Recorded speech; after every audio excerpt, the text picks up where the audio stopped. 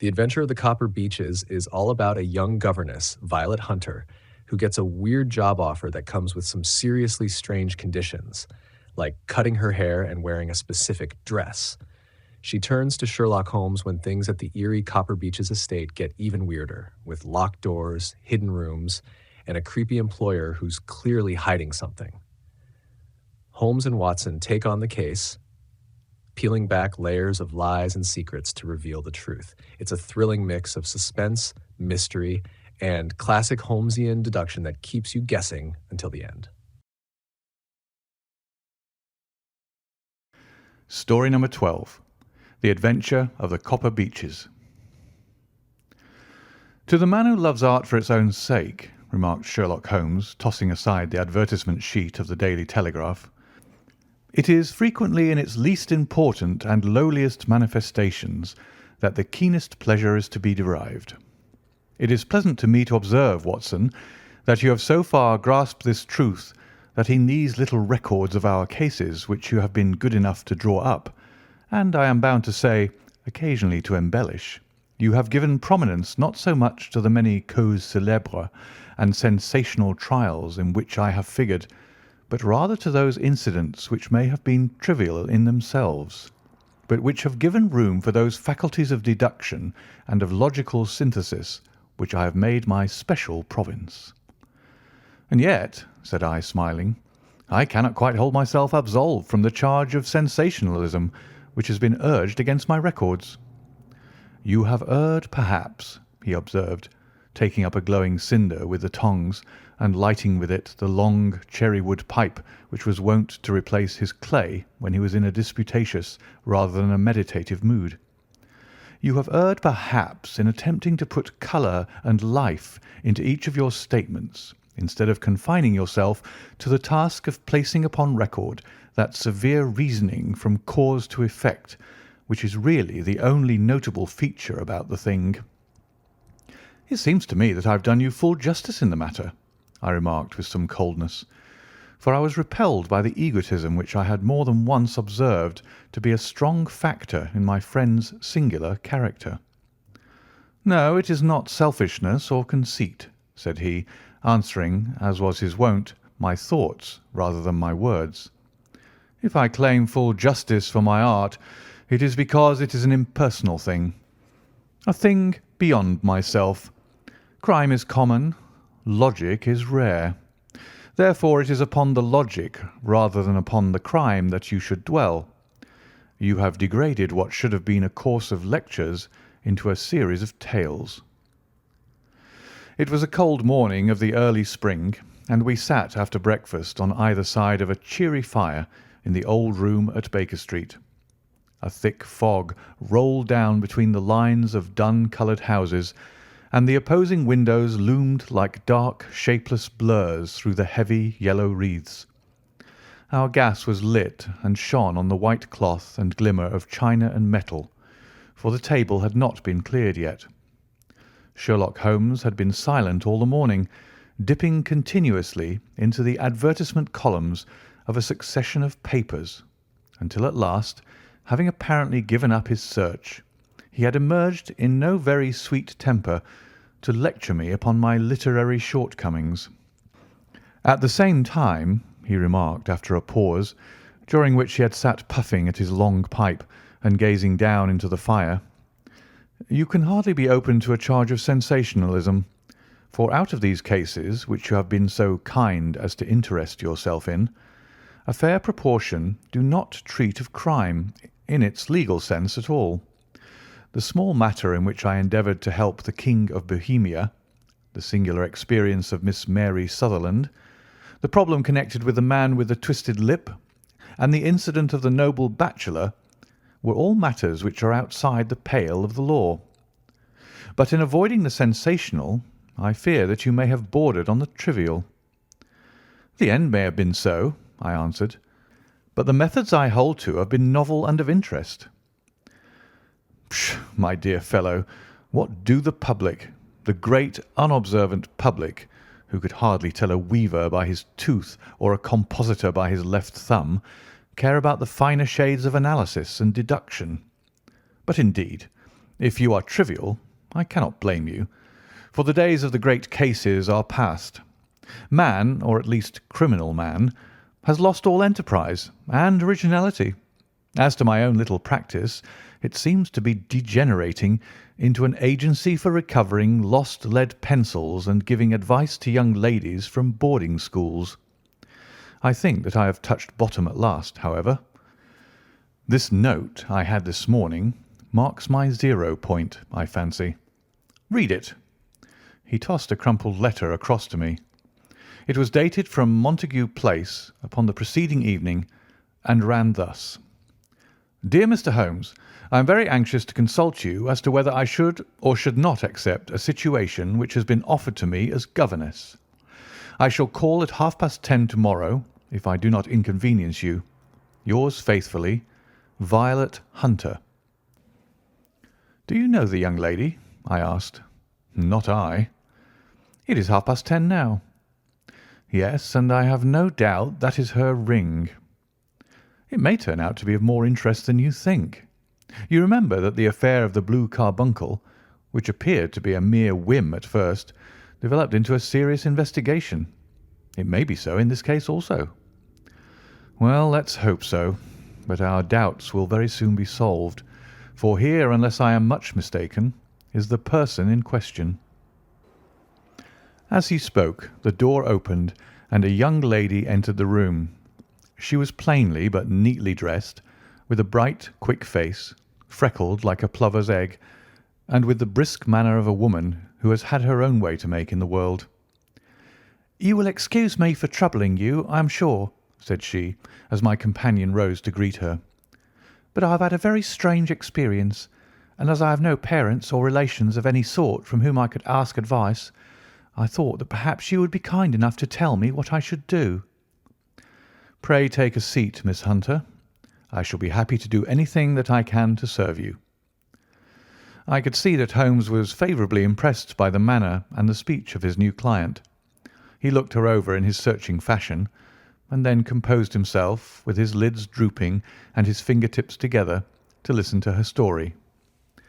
"I have been a governess for 5 years," said she, "in the family of Colonel Spence Munro, but 2 months ago the colonel received an appointment at Halifax, in Nova Scotia, and took his children over to America with him, so that I found myself without a situation.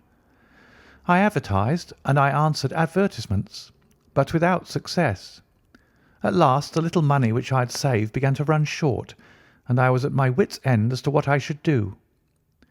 There is a well-known agency for governesses in the West End called Westaway's, and there I used to call about once a week in order to see whether anything had turned up which might suit me. Westaway was the name of the founder of the business, but it is really managed by Miss Stoper. She sits in her own little office, and the ladies who are seeking employment wait in an ante-room, and are then shown in one by one, when she consults her ledgers and sees whether she has anything which would suit them.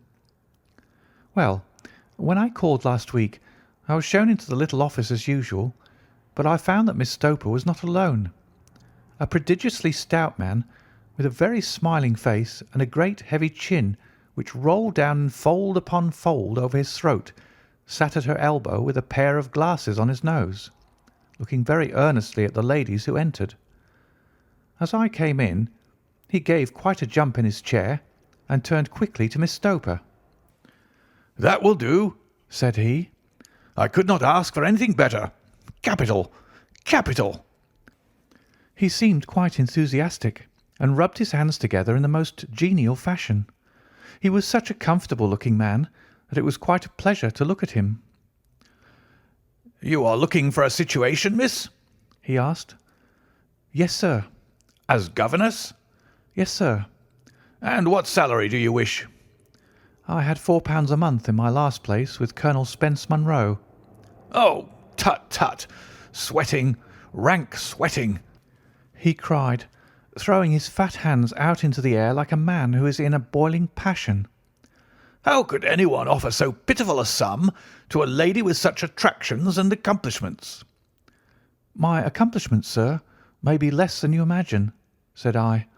"A little French, a little German, music, and drawing. "Tut, tut!" he cried. "This is all quite beside the question. The point is, have you or have you not the bearing and deportment of a lady? There it is in a nutshell. If you have not, you are not fitted for the rearing of a child who may some day play a considerable part in the history of the country. But if you have, why, then how could any gentleman ask you to condescend to accept anything under the 3 figures? Your salary with me, madam, would commence at £100 a year." You may imagine, Mr. Holmes, that to me, destitute as I was, such an offer seemed almost too good to be true. The gentleman, however, seeing perhaps the look of incredulity upon my face, opened a pocket-book and took out a note. "It is also my custom," said he, smiling in the most pleasant fashion, until his eyes were just 2 little shining slits amid the white creases of his face, "to advance to my young ladies half their salary beforehand, so that they may meet any little expenses of their journey and their wardrobe." It seemed to me that I had never met so fascinating and so thoughtful a man. As I was already in debt to my tradesmen, the advance was a great convenience. And yet there was something unnatural about the whole transaction, which made me wish to know a little more before I quite committed myself. "May I ask you where you live, sir?" said I. "Hampshire. Charming rural place. The Copper Beeches. 5 miles on the far side of Winchester. It is the most lovely country, my dear young lady, and the dearest old country house." "And my duties, sir? I should be glad to know what they would be." "One child, one dear little romper, just 6 years old. Oh, if you could see him killing cockroaches with a slipper. Smack, smack, smack. 3 gone before you could wink." He leaned back in his chair and laughed his eyes into his head again. I was a little startled at the nature of the child's amusement, but the father's laughter made me think that perhaps he was joking. "My sole duties, then," I asked, "are to take charge of a single child?" "No, no, not the sole, not the sole, my dear young lady," he cried. "Your duty would be, as I am sure your good sense would suggest, to obey any little commands my wife might give, provided always that they were such commands as a lady might with propriety obey. You see no difficulty, eh?" "I should be happy to make myself useful." "Quite so. In dress now, for example. We are faddy people, you know. Faddy but kind-hearted.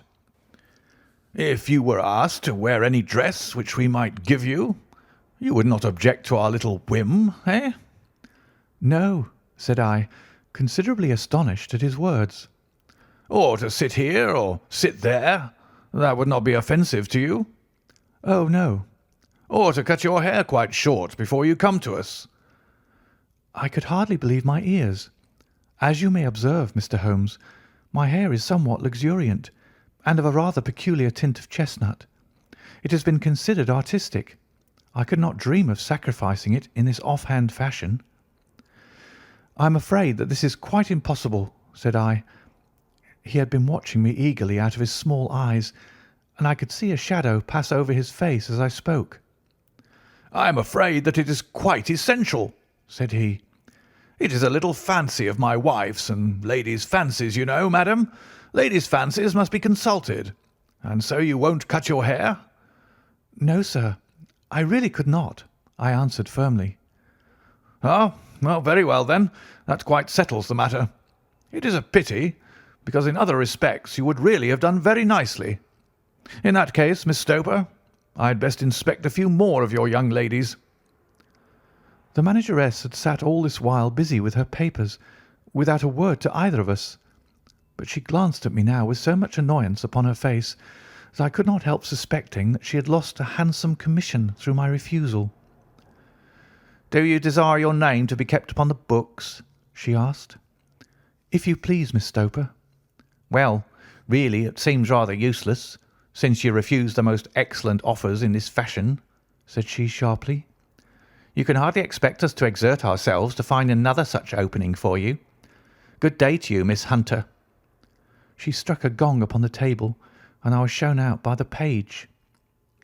Well, Mr. Holmes, when I got back to my lodgings and found little enough in the cupboard and 2 or 3 bills upon the table, I began to ask myself whether I had not done a very foolish thing.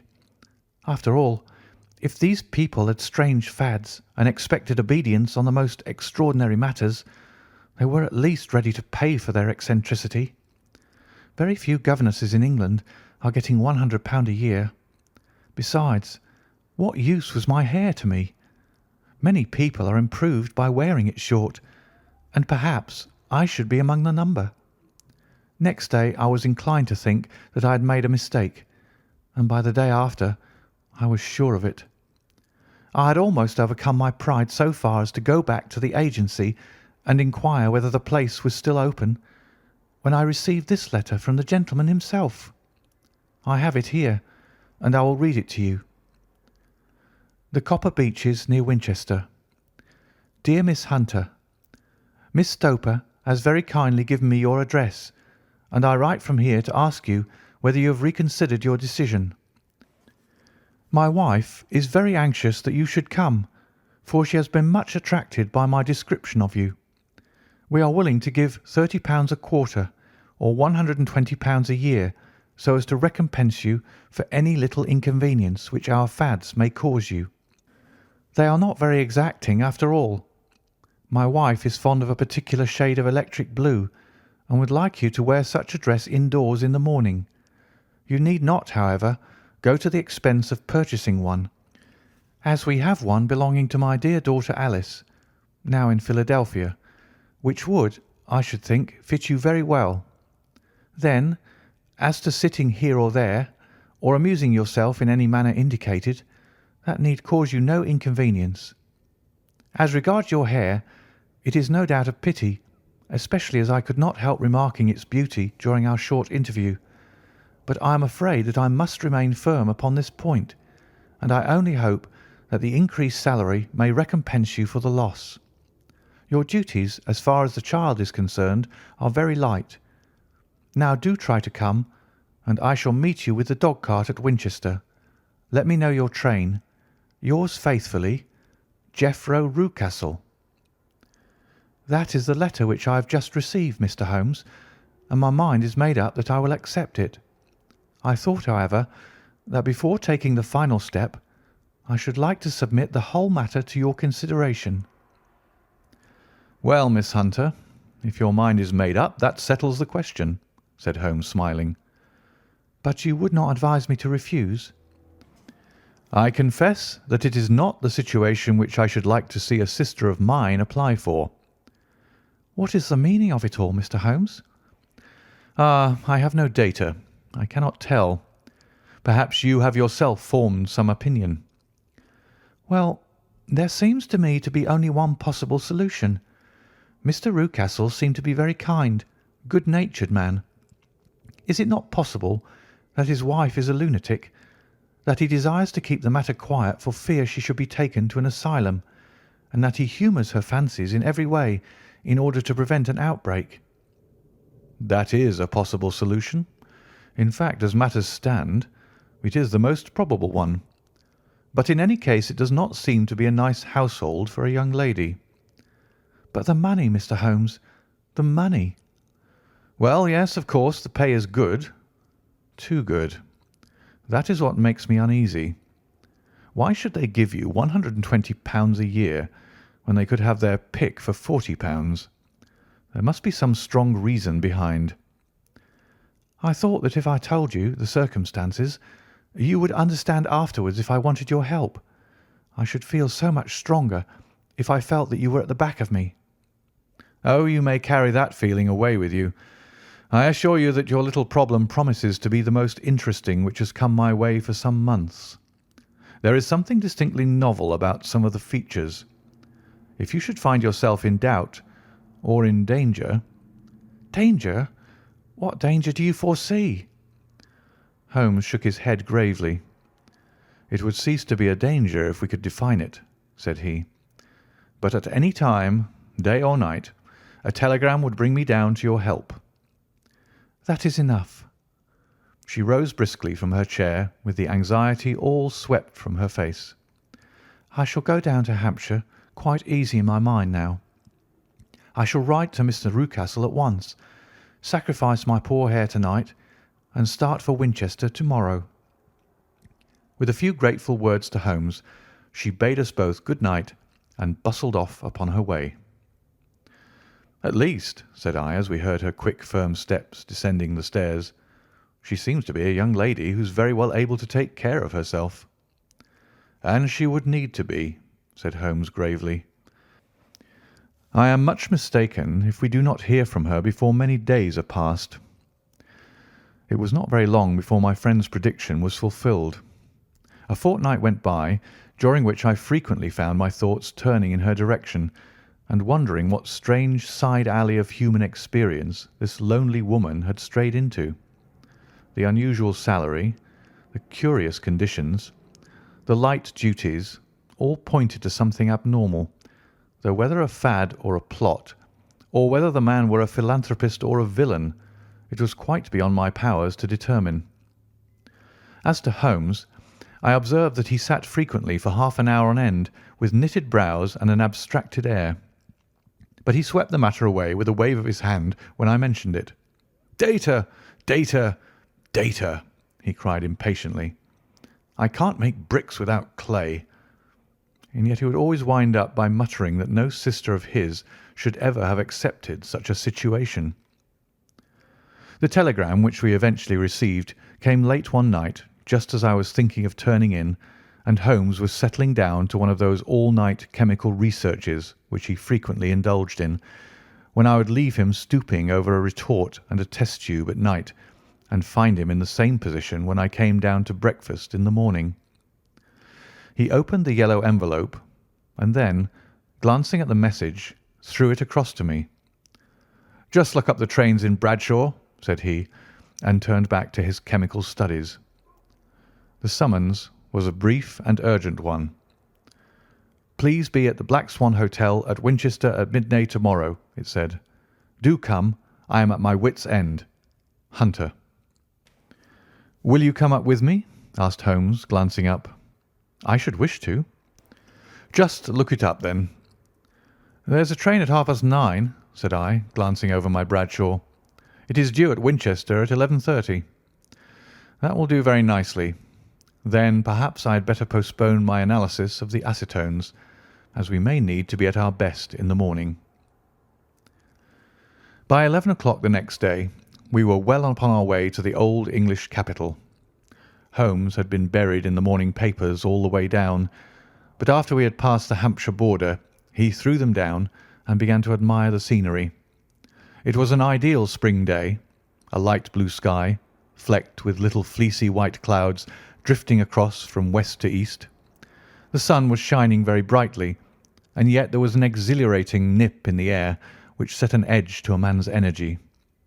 All over the countryside, away to the rolling hills around Aldershot, the little red and grey roofs of the farmsteadings peeped out from amid the light green of the new foliage.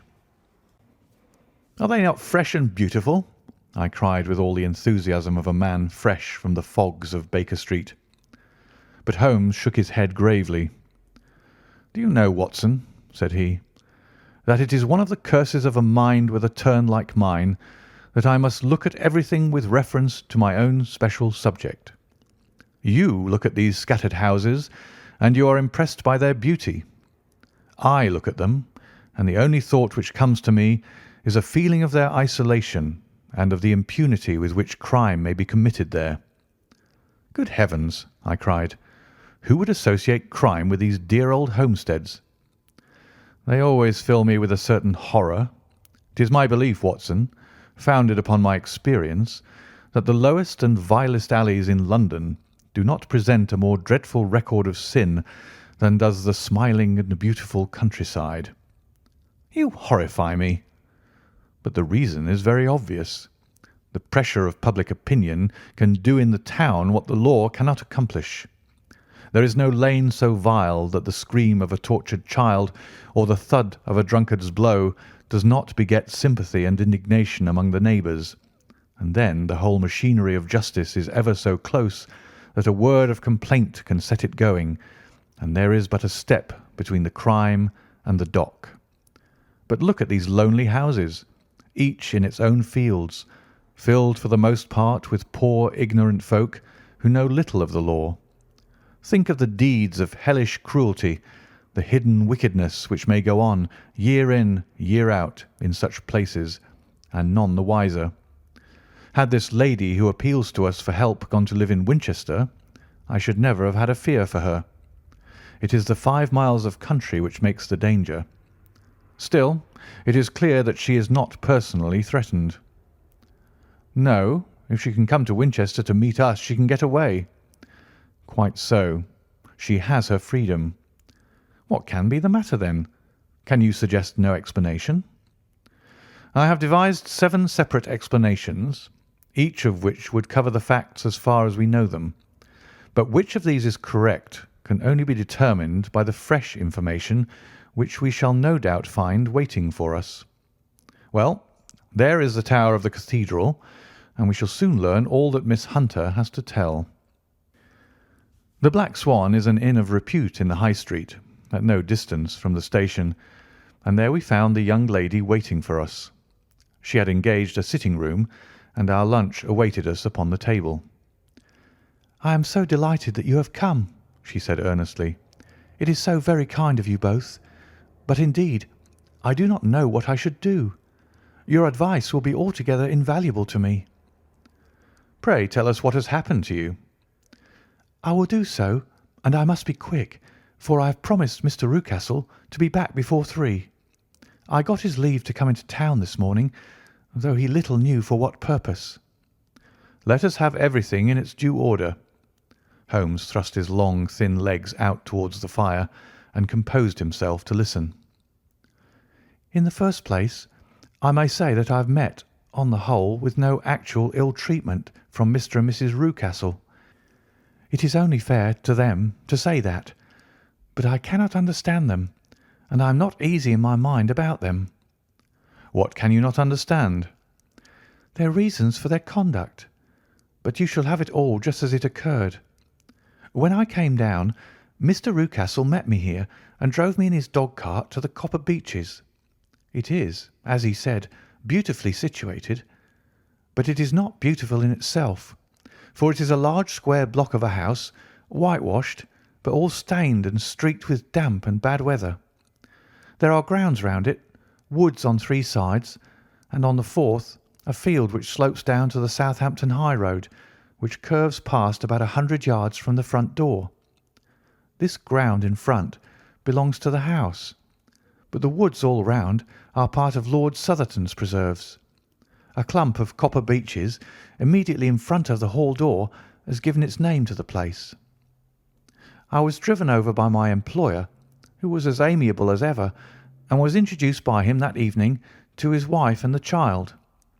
There was no truth, Mr. Holmes, in the conjecture which seemed to us to be probable in your rooms at Baker Street. Mrs. Rucastle is not mad. I found her to be a silent, pale-faced woman, much younger than her husband, not more than 30, I should think, while he can hardly be less than 45. From their conversation I have gathered that they have been married about 7 years, that he was a widower, and that his only child, by the first wife, was the daughter who has gone to Philadelphia. Mr. Rucastle told me in private that the reason why she had left them was that she had an unreasoning aversion to her stepmother. As the daughter could not have been less than 20, I can quite imagine that her position must have been uncomfortable with her father's young wife. Mrs. Rucastle seemed to me to be colourless in mind as well as in feature. She impressed me neither favourably nor the reverse. She was a nonentity. It was easy to see that she was passionately devoted both to her husband and to her little son. Her light grey eyes wandered continually from one to the other, noting every little want and forestalling it, if possible. He was kind to her also in his bluff, boisterous fashion, and on the whole they seemed to be a happy couple.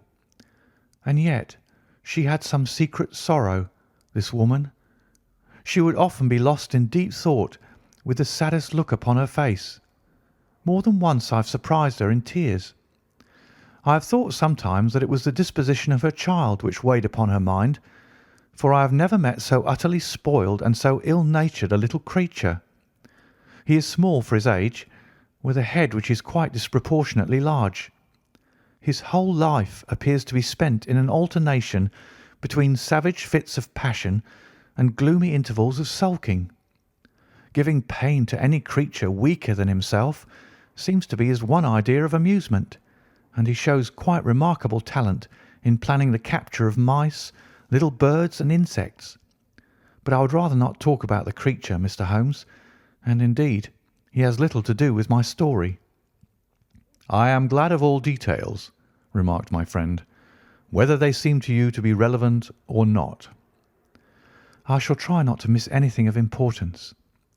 The one unpleasant thing about the house, which struck me at once, was the appearance and conduct of the servants. There are only two, a man and his wife.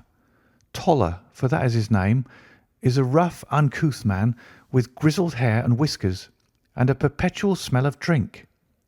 Twice since I have been with them he has been quite drunk, and yet Mr. Rucastle seemed to take no notice of it. His wife is very tall and a strong woman with a sour face, as silent as Mrs. Rucastle, and much less amiable.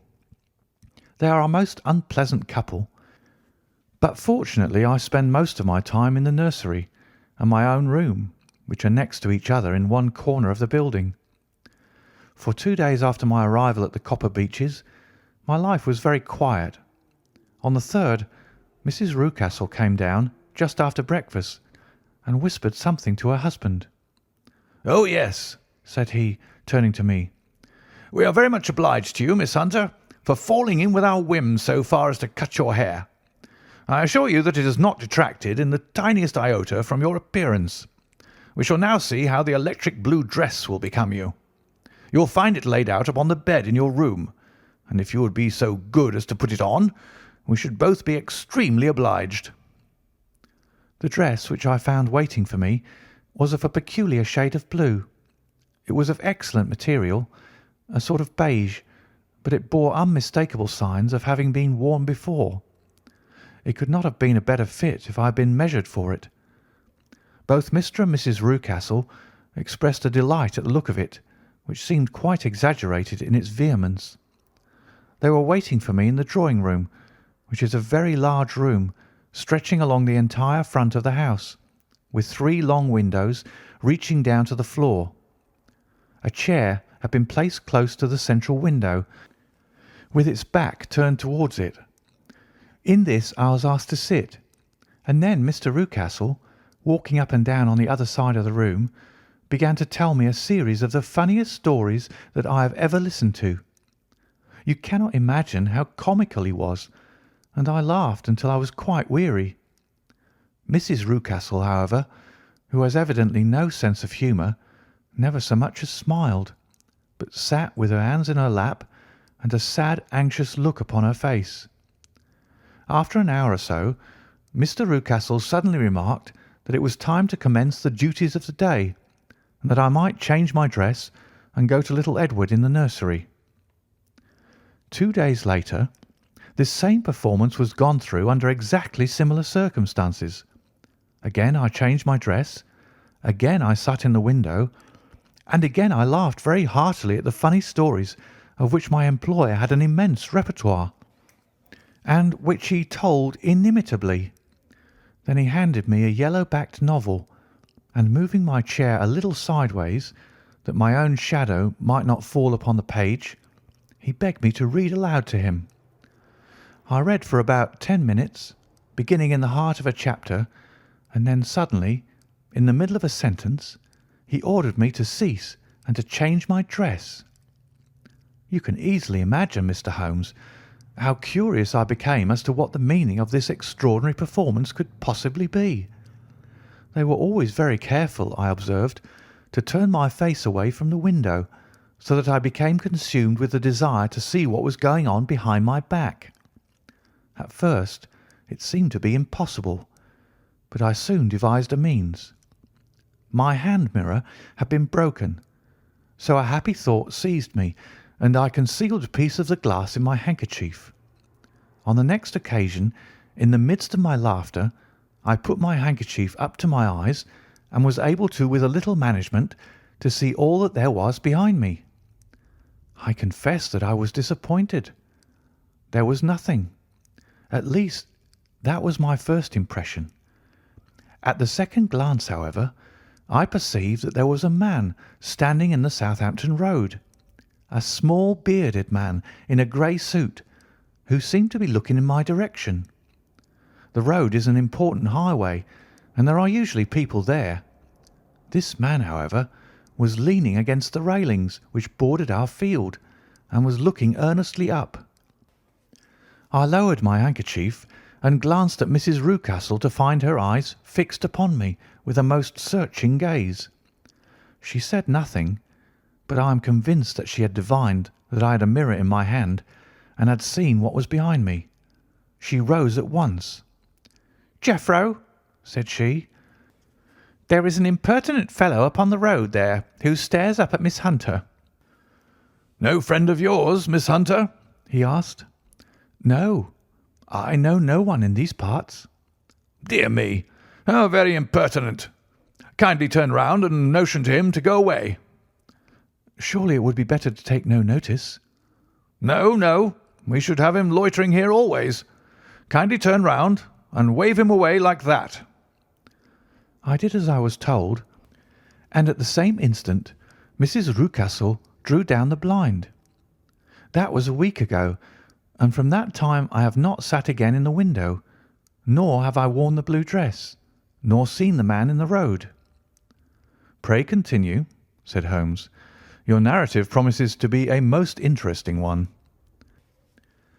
"You will find it rather disconnected, I fear, and there may prove to be a little relation between the different incidents of which I speak. On the very first day that I was at the Copper Beeches, Mr. Rucastle took me to a small outhouse which stands near the kitchen door.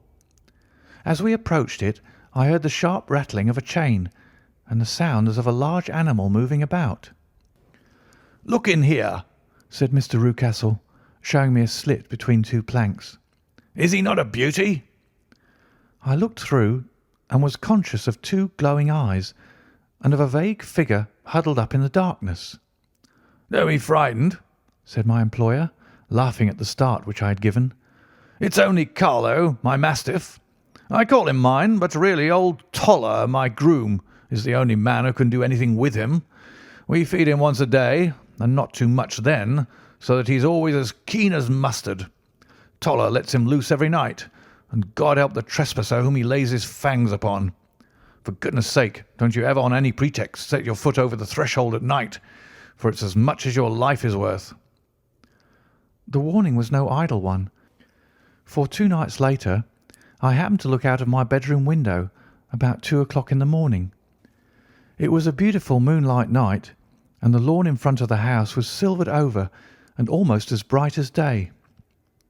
I was standing, wrapped in the peaceful beauty of the scene, when I was aware that something was moving under the shadow of the Copper Beeches. As it emerged into the moonshine, I saw what it was. It was a giant dog, as large as a calf, tawny tinted with hanging jowl, black muzzle, and huge projecting bones. It walked slowly across the lawn and vanished into the shadow upon the other side. That dreadful sentinel sent a chill to my heart, which I do not think that any burglar could have done. And now I have a very strange experience to tell you. I had, as you know, cut off my hair in London, and I had placed it in a great coil at the bottom of my trunk. One evening, after the child was in bed, I began to amuse myself by examining the furniture of my room and by rearranging my own little things. There was an old chest of drawers in the room, the 2 upper ones empty and open, the lower one locked. I had filled the first 2 with my linen, and as I had still much to pack away, I was naturally annoyed at not having the use of the 3rd drawer.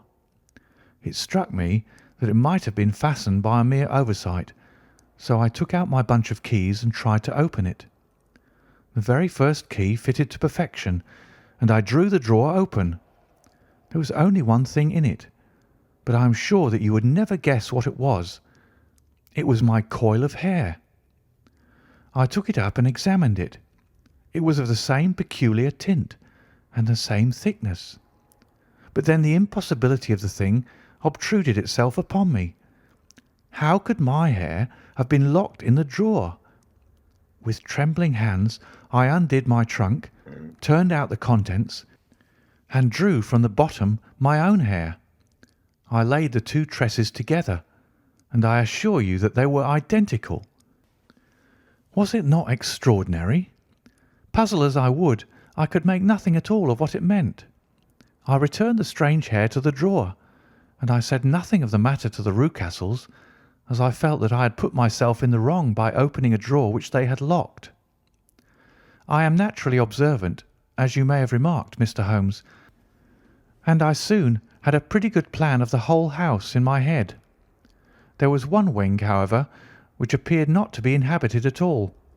A door which faced that which led into the quarters of the Tollers opened into this suite, but it was invariably locked. One day, however, as I ascended the stair, I met Mr. Rucastle coming out through this door, his keys in his hand, and a look on his face which made him a very different person to the round, jovial man to whom I was accustomed. His cheeks were red, his brow was all crinkled with anger, and the veins stood out at his temples with passion. He locked the door and hurried past me without a word or a look.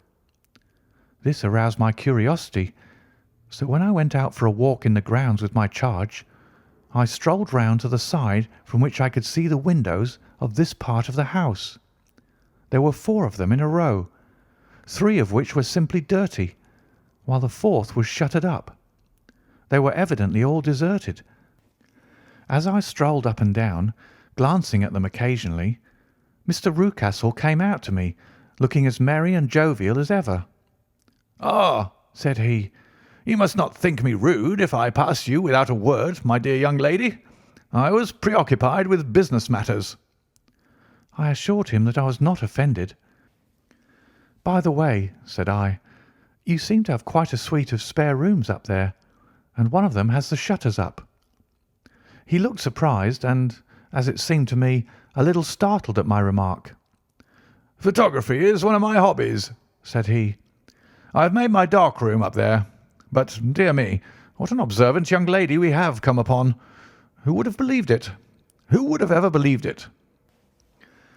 He spoke in a jesting tone, but there was no jest in his eyes as he looked at me.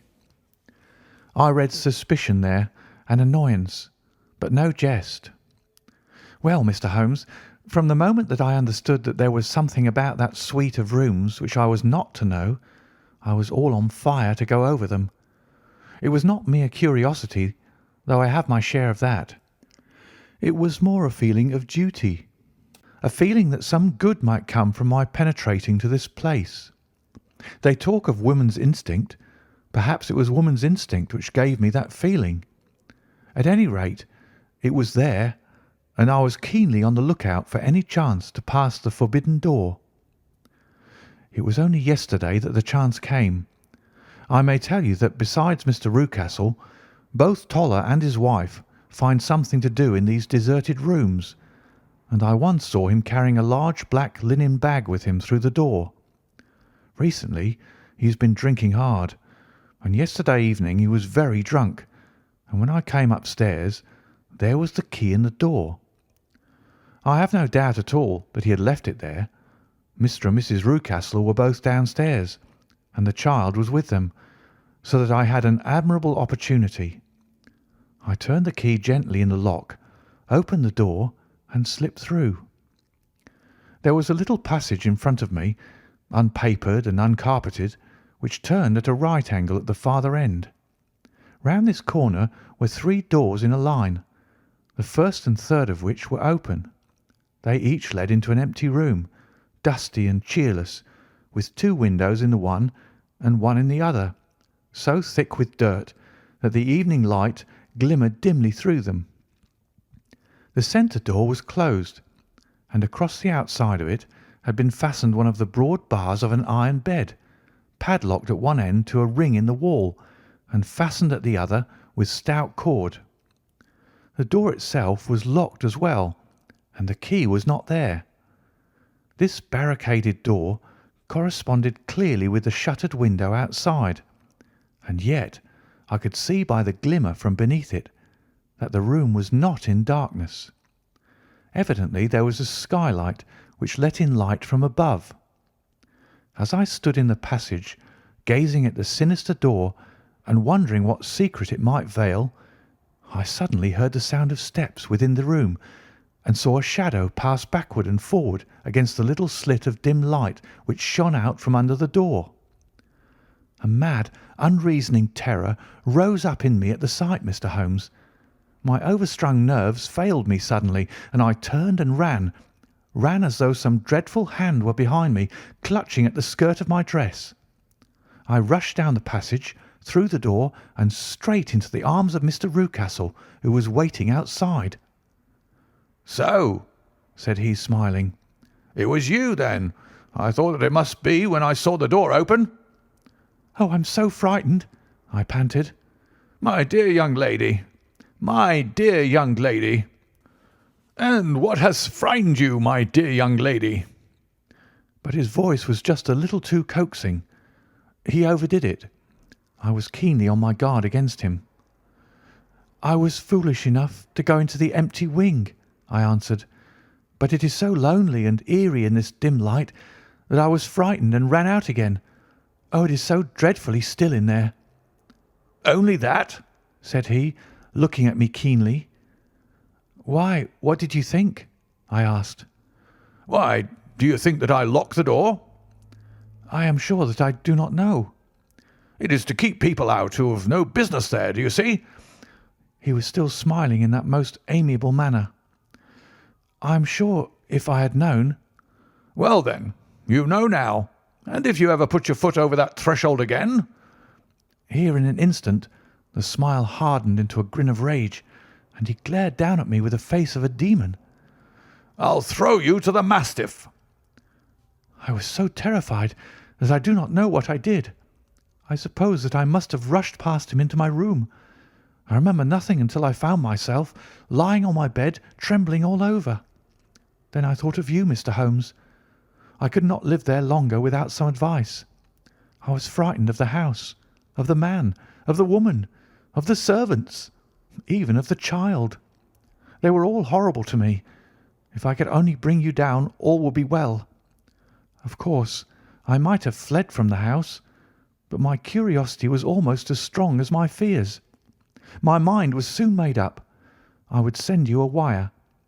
I put on my hat and cloak, went down to the office, which is about half a mile from the house, and then returned, feeling very much easier.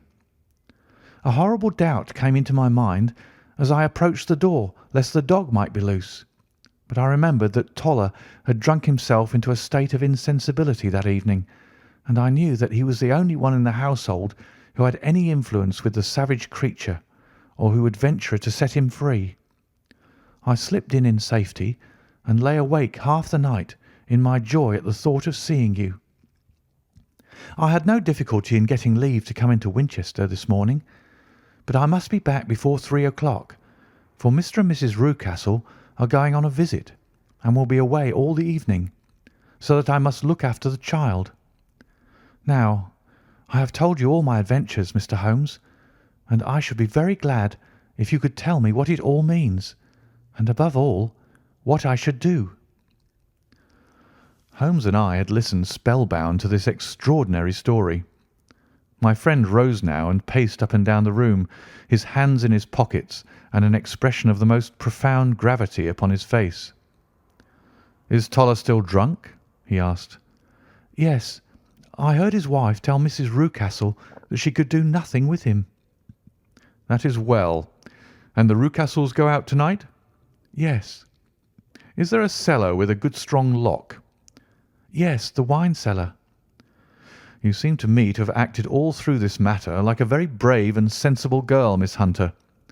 Do you think that you could perform one more feat? I should not ask it of you if I did not think you quite an exceptional woman."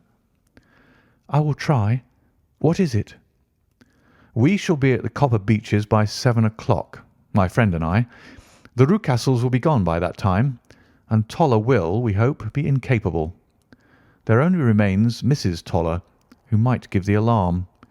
If you could send her into the cellar on some errand, and then turn the key upon her, you would facilitate matters immensely." "I will do it." "Excellent. We shall then look thoroughly into the affair. Of course, there is only one feasible explanation. You have been brought there to personate someone, and the real person is imprisoned in this chamber. That is obvious. As to who this prisoner is, I have no doubt that it is the daughter, Miss Alice Rucastle, if I remember right, who is said to have gone to America. You were chosen, doubtless, as resembling her in height, figure, and the colour of your hair. Hers have been cut off, very possibly in some illness through which she has passed, and so, of course, yours had to be sacrificed also. By a curious chance you came upon her tresses.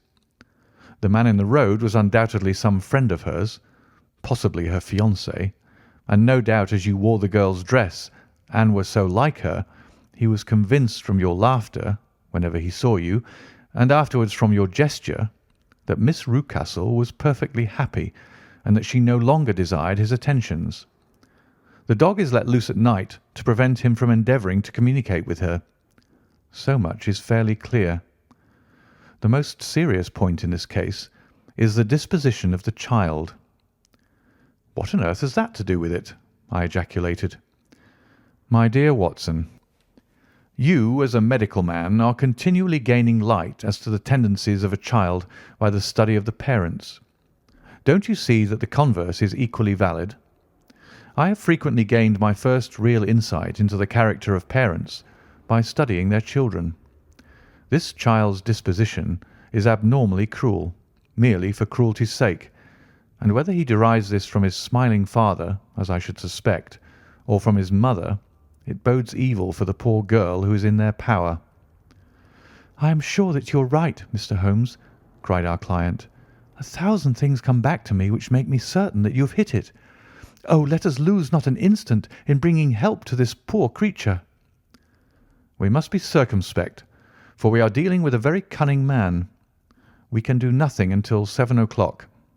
At that hour we shall be with you, and it will not be long before we solve the mystery."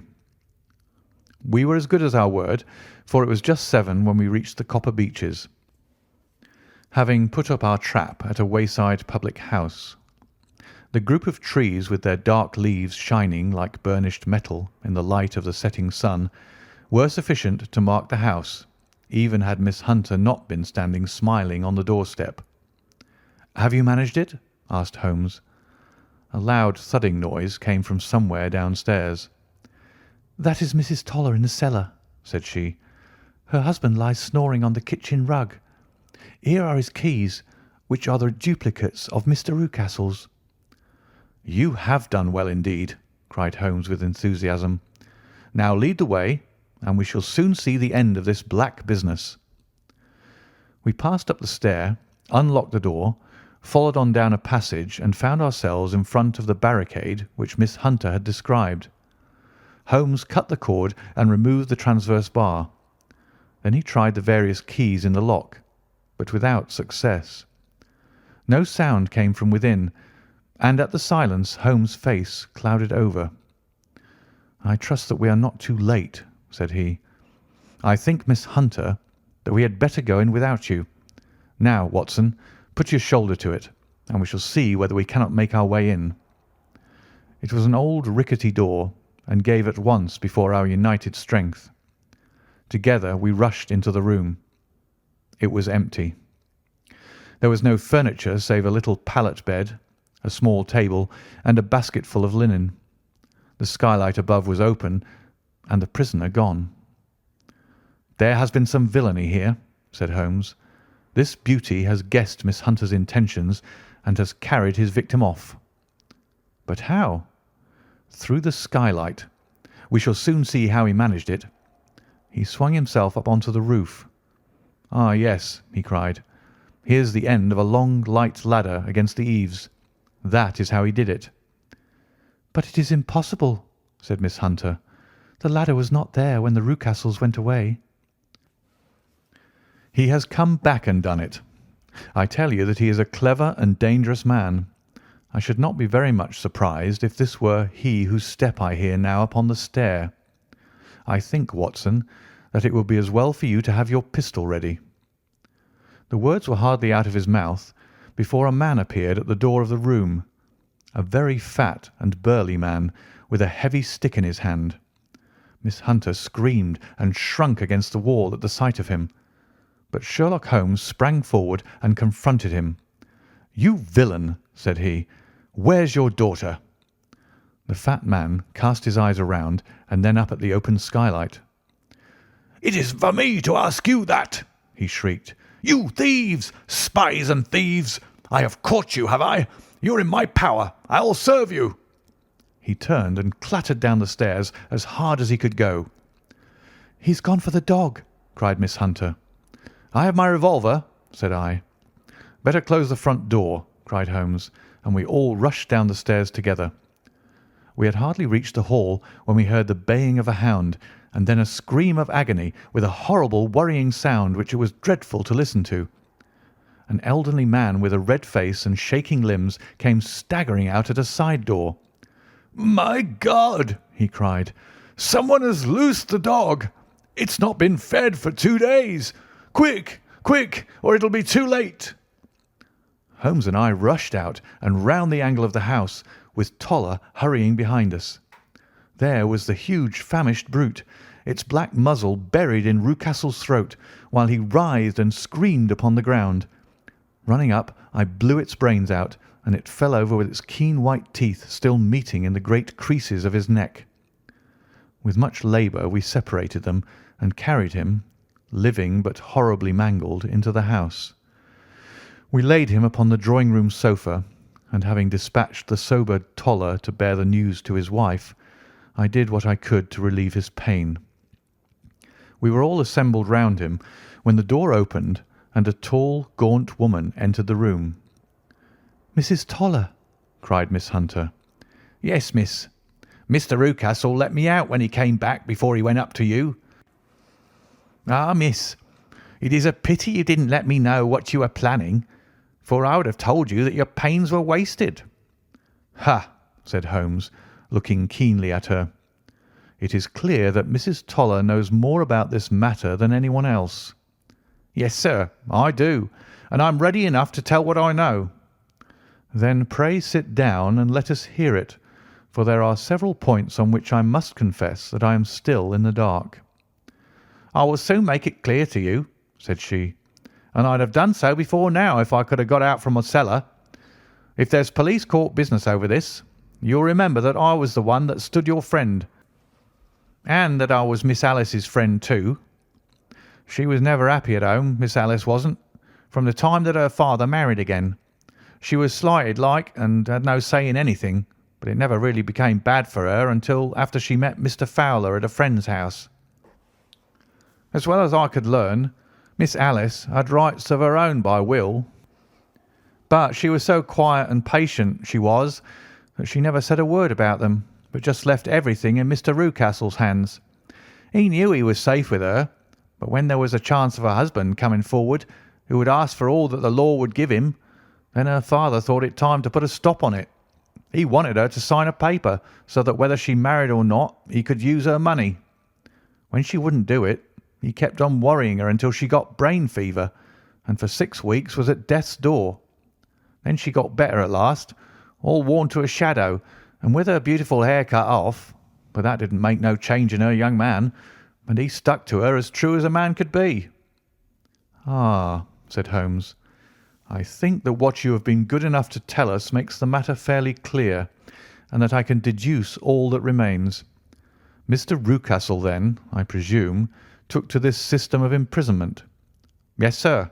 "And brought Miss Hunter down from London in order to get rid of the disagreeable persistence of Mr. Fowler." "That was it, sir."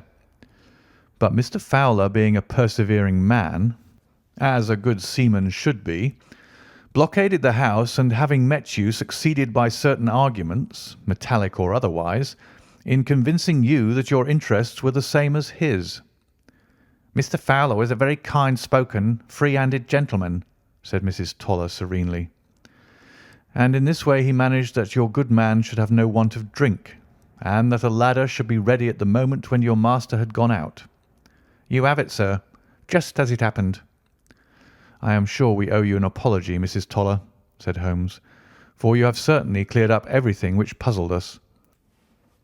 And here comes the country surgeon and Mrs. Rucastle, so I think, Watson, that we had best escort Miss Hunter back to Winchester, as it seems to me that our locus standi now is rather a questionable one." And thus was solved the mystery of the sinister house with the copper beeches in front of the door. Mr. Rucastle survived, but was always a broken man, kept alive solely through the care of his devoted wife. They still live with their old servants, who probably know so much of Rucastle's past life that he finds it difficult to part from them. Mr. Fowler and Miss Rucastle were married by special licence in Southampton the day after their flight, and he is now the holder of a government appointment in the island of Mauritius. As to Miss Violet Hunter, my friend Holmes, rather to my disappointment, manifested no further interest in her when once she had ceased to be the centre of one of his problems, and she is now the head of a private school at Walsall, where I believe that she has met with considerable success. End of The Adventure of the Copper Beeches, and the last story in The Adventures of Sherlock Holmes by Sir Arthur Conan Doyle. Read by David Clarke. Website bgdavid.wordpress.com and bgcoffee.net. Thank you for listening.